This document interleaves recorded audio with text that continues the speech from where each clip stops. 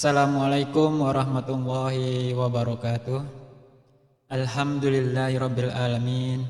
Asyhadu an la ilaha illallah wa asyhadu anna sayyidina Muhammadan Rasulullah. Allahumma sholli ala sayyidina Muhammad wa ala alihi wa sahbihi ajmain. Amma ba'd.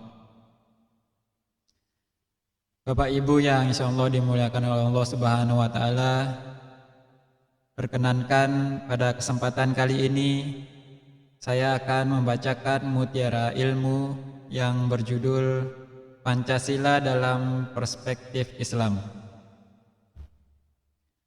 Pancasila pada hakikatnya memiliki multifungsi dan kedudukan bagi negara kesatuan Republik Indonesia, yaitu sebagai jiwa bangsa Indonesia, kepribadian bangsa Indonesia, dasar negara Indonesia, pandangan hidup bangsa Indonesia, sumber dari segala sumber hukum bagi negara Republik Indonesia, perjanjian luhur bangsa Indonesia pada waktu mendirikan negara, cita-cita dan tujuan bangsa Indonesia.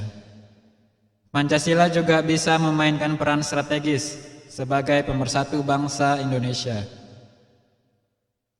yang memiliki keragaman suku, agama, dan ras. Pancasila tidak hanya eksis, melainkan juga fungsional. Pancasila seringkali dipertentangkan dengan agama, padahal tidak harus demikian.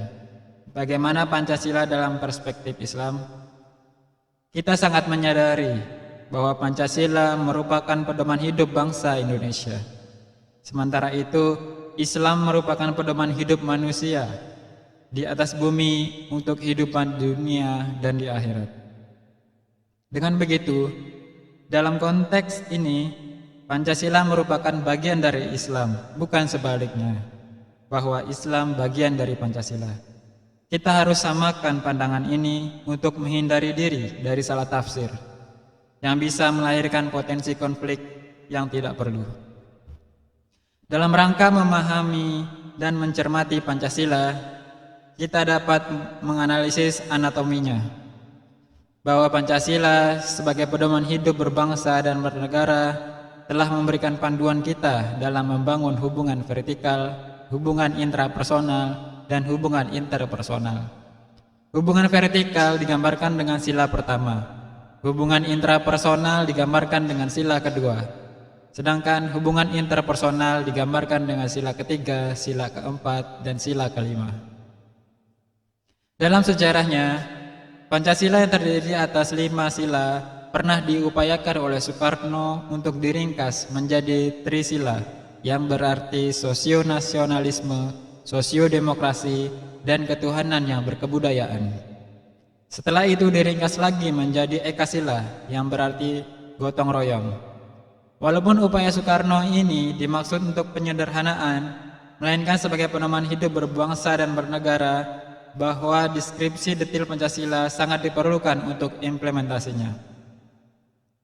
Hal ini sejalan dengan rukun Islam dalam agama Islam. Tidak cukup hanya dengan beriman kepada Allah saja, melainkan perlu juga mengetahui detil rukun iman lainnya. Demikian juga rukun Islam, bahwa tidaklah cukup hanya berikrar syahadatain saja, melainkan juga perlu rukun Islam lainnya. Karena itulah, supaya Pancasila tidak dianggap sebagai slogan saja, kiranya sangat perlu dibuat detail sila-silanya untuk memudahkan dalam memahami, menghayati, dan mengamalkannya. Karena Islam diyakini sebagai pedoman hidup paripurna bagi setiap muslim, baik sebagai pribadi, warga negara maupun khalifah di atas bumi, maka selanjutnya perlu dinukilkan beberapa nilai Islam yang bisa menjadi rujukan bagi setiap sila dari Pancasila. Bagaimana setiap nilai-nilai Islam inline dengan sila-sila dari Pancasila. Pertama, sila ketuhanan yang Maha Esa. Artinya bahwa kita meyakini dan mempercayai bahwa Tuhan itu Maha Esa. Hal ini menegaskan bahwa Sang Kholik itu tunggal, sebagaimana yang tertuang dalam Quran surat Al-Ikhlas ayat 1. Juga di ayat lain dan surat lain. Dialah Allah yang tiada Tuhan selain Dia. Kedua, sila kemanusiaan yang adil dan beradab. Kita harus menjunjung tinggi nilai-nilai keadilan dan keberadaban dalam pergaulan antar manusia. Tidak ada yang saling menzolimi. Allah tugaskan dalam Quran surat Ar-Rahman ayat 9. Dan tegakkanlah timbangan itu dengan adil, dan janganlah kamu mengurangi neraca itu. Ketiga, sila persatuan Indonesia. Kita harus menjunjung tinggi nilai persatuan dan kesatuan. Walau kita beragam suku, agama, bahasa, dan ras, tetapi kita satu. Allah Subhanahu wa Ta'ala berfirman dalam Quran surat Ali Imran ayat 103 yang artinya, dan berpeganglah kamu semuanya kepada tali agama Allah, dan janganlah kamu bercerai-berai. Keempat, kerakyatan yang dipimpin oleh hikmat kebijaksanaan dalam permusyawaratan dan perwakilan. Kita seharusnya menjunjung tinggi wisdom dan musyawarah dalam menegakkan politik nasional. Hal ini sejalan dengan Islam yang tertuang dalam Quran surat Ali Imran ayat 159 yang artinya, dan bermusyawaratlah dengan mereka dalam urusan itu.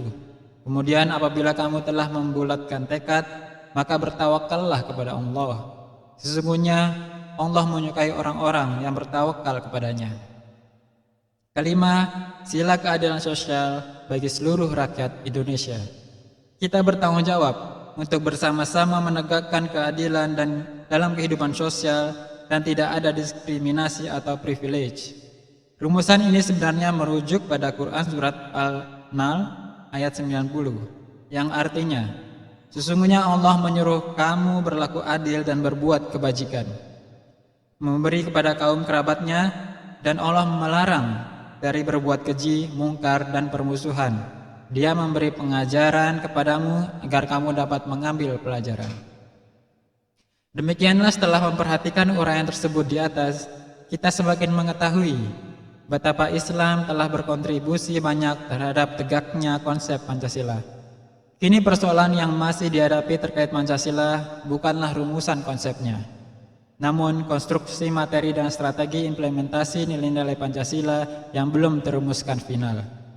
Di samping perlu ditunjukkan political will-nya, para pemimpin di semua level dan sektor di bawah presiden dan lembaga lainnya yang terkait. Urusan Pancasila adalah urusan dan tanggung jawab semua, bukan tanggung jawab rezim. Jika demikian, maka implementasi nilai-nilai Pancasila akan didukung oleh semua. Wallahu a'lam bishawab. Demikian penyampaian Mutiara Ilmu pada kesempatan kali ini. Kurang dan lebihnya saya mohon maaf. Wabillahi taufiq wal hidayah. Wassalamualaikum warahmatullahi wabarakatuh.